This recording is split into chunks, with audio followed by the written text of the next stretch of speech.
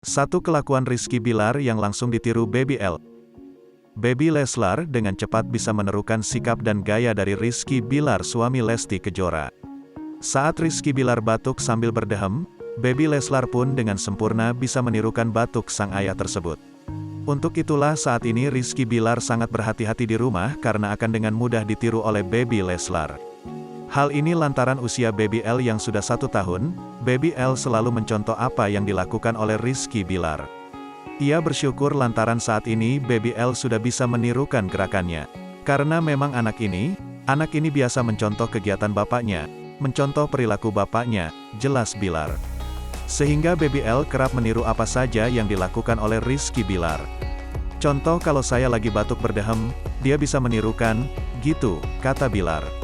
Sebagai orang tua Rizky Bilar mengaku akan selalu memberi contoh yang baik untuk Baby L. Hal ini lantaran usia Baby L yang sudah 1 tahun. Baby L selalu mencontoh apa yang dilakukan oleh Rizky Bilar. Ia bersyukur lantaran saat ini Baby L sudah bisa menirukan gerakannya.